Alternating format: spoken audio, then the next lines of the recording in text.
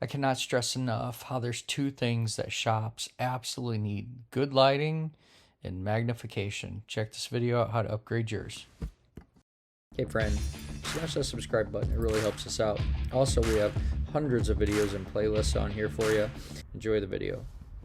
Well, Shane from HowToWrench.com, and another project done in the shop tonight. If you haven't seen some of the other videos, I moved and building this new shop, so a ton of work ahead of me, but little by little. And because it's a smaller space, there's actually 3 different garages here, but each one is collectively going to be more crowded than I'm used to. And so I'm making everything on wheels. I can move stuff around. This little 37-foot garage here is a 2.5 car there. But just everything about this is going to be about being super efficient. So with that being said, stay tuned. But check out tonight's project. This is pretty cool. If you've seen a lot of my videos, you know I'm a huge fan of magnifying glasses and really good light, right? I mean, there's one right there on the little drill press. Got a couple different magnifying glasses on the bench there. There's a handful of ones inside the drawer there that I just can't show you right now. There's one of the jeweler's headlamps I use sometimes. I mean, there's just always something. But this thing I picked up at a garage sale and was excited about just because it was a larger diameter, and the lens on it was pretty freaking awesome. So if you're looking at all them little carburetor jets and electrical parts and everything else, I thought this is going to be super rad. But I get it home and it doesn't work, right? And another thing that was really cool about this one was it had a plug-in back here, which was actually pretty handy when I was working on it, other than that it was wired wrong. I had to go back and switch the leads to make it correct, you know, with one of these little, look at everything's getting redone. Look at all these tools getting relabeled, but one of these guys, you put it in there, it tells you if the polarity is correct and whatnot. And they had the neutral and the hot flipped, so went ahead and made that right. But it's kind of funny, once I fixed this, I was using this plug-in with a little hot glue gun to glue in the little, you know, control board, if you will, for the LED conversion. But let me show you, it comes in a 2-pack, and like I said, it was so cheap, but man, it's just great. Comes with everything to where it's pre-wired, even comes with a quick wire clip to hook up to your AC or your 120. And then magnetic clamps. So like I was expecting to have to drill and make these brackets fit. This thing was stupid easy. You know, anywhere I can, I've switched to an LED bulb that, you know, just screwed in or plugged in. So I thought this was going to be a lot of work, and it really wasn't. Really wasn't. Still unsure why this is bad, just because technically from what I found on the internet, it should have tested good, but it wasn't working. And I was tired of messing around with it. And just the simple fact to try one of those, I still would have been in a fluorescent bulb. And one thing about these plastic, you know, plastic lenses, if you will, too, they're a little more durable than the glass. I have run into getting a little aggressive under a magnifying glass and like taking the part and then accidentally breaking the bulb. It's another thing I didn't want to do. But this thing is way heavier duty than my other one. And I love the fact that I can tuck it up out of the way. And this thing will reach now. Let's see if I can get it over there. It's going to reach way to the other side of that bench. That's where I kind of plan to do carbs and some electrical stuff, some soldering. Gosh, this thing's just going to be great.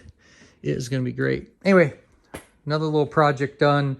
Like I said, I know it looks like a crazy hot mess because it is a crazy hot mess, but I have made a ton of progress. Super excited about this. Stay tuned. Got a bunch of other cool little videos for, you know, setting up your own shop and what that looks like. A really fun one's going to be this toolbox I bought. I thought I got a great deal, stainless toolbox, and it being the biggest piece of garbage and almost went completely backwards on it. Ended up saving the day on doing all the drawer slides and figuring out a way to do that. I talk about that in that other video.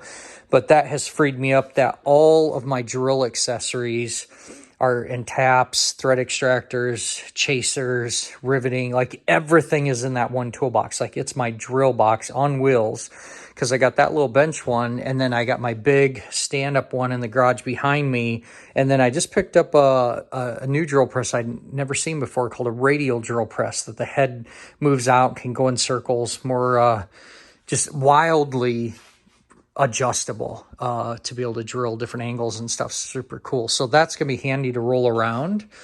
And then it really, you can see all the blue labels. If you'd seen my video where I show how to do the labels with even a QR code, you know that I love labels. But right now I'm just experimenting, figuring out where's stuff going to go.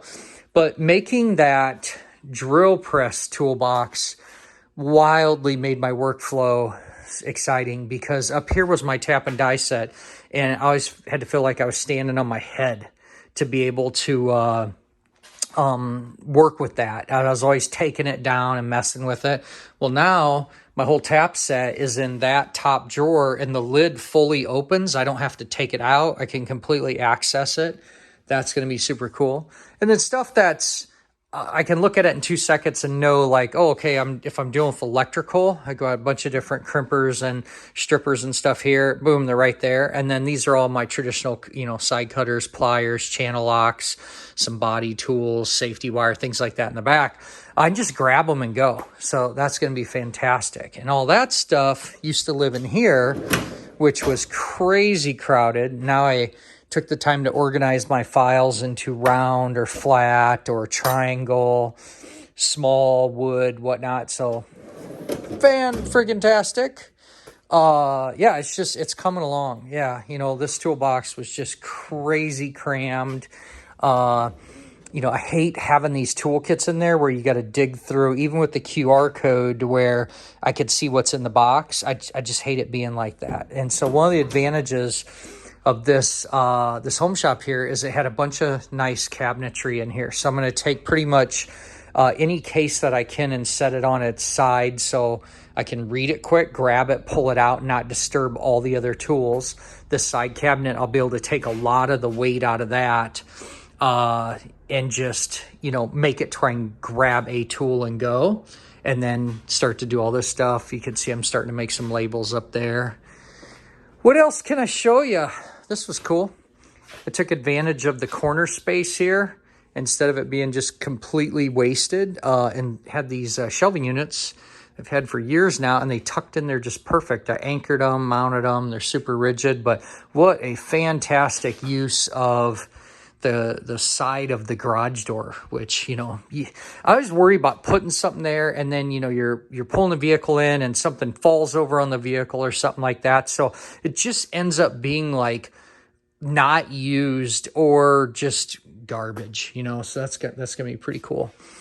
All my tool carts and stuff that I'll be able to roll around. And then like I said, I got this whole other cabinetry to be able to put tools and label it. This is going to be like cleaning supplies. And then the vapor blaster area is really coming together too. So I had to, another thing, it's taken so long, I had to do all new wiring. I didn't have a true 50 amp breaker for the big old air compressor. And then I wanted to do, individually protected GFIC on the vapor blaster, which it has its own on the cord, but obviously I'm going to use it for other things. So I thought it'd be nice to have that protected. A couple of USB plugs I put in there.